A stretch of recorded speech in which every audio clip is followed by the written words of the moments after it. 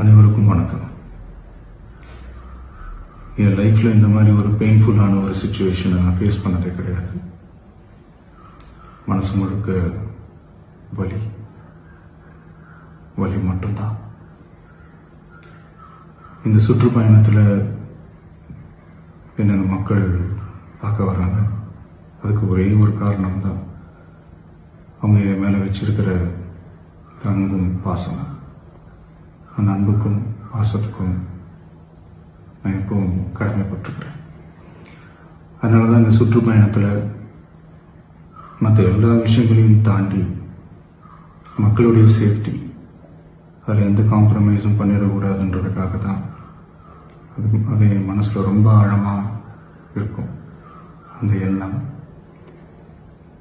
அதனால தான் இந்த அரசியல் காரணங்கள் எல்லாத்தையும் தவிர்த்துட்டு ஒதுக்கி வச்சுட்டு மக்களுடைய சேஃப்டி மட்டும் மைண்டில் வச்சுக்கிட்டு அதுக்கான இடங்களை சூஸ் பண்ணுறது, அதுக்கான இடங்களை பார்த்து பெர்மிஷன் கேட்கறது, போலீஸ் டிபார்ட்மெண்ட்டில் அதை ரிக்வெஸ்ட் பண்ணி கேட்போம். ஆனால் நடக்கக்கூடாதது நடந்துருச்சு. நானும் மனுஷன் தானே. அந்த நேரத்தில் அத்தனை பேர் பாதிக்கப்பட்டு இருக்கும்போது எப்படி அந்த ஊரை விட்டுட்டு என்னால் கிளம்பி வர முடியும்? நான் திரும்ப அங்கே போகணும்னு இருந்துச்சுன்னா அதை ஒரு காரணம் காட்டி அங்கே வேறு சில பதட்டமான சுச்சுவேஷன்ஸ், வேறு சில அசம்பாவிதங்கள், அந்த மாதிரி எதுவும் நடந்துடக்கூடாதுன்றதுக்காக தான் நான் அவாய்ட் பண்ணேன். இந்த நேரத்தில் சொந்தங்களை இழந்து தவிக்கிற இத்தனை குடும்பங்களுக்கும் என்னுடைய ஆழ்ந்த இரங்கலை தெரிவிச்சுக்கிறேன். எனக்கு தெரியும், என்ன சொன்னாலும் இது ஈடையாகாதுன்னு எனக்கு தெரியும்.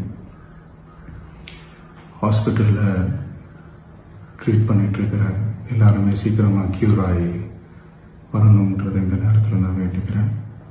கூடிய சீக்கிரமே உங்கள் எல்லாரையும் நான் சந்திக்கிறேன். இந்த நேரத்தில் எங்களுடைய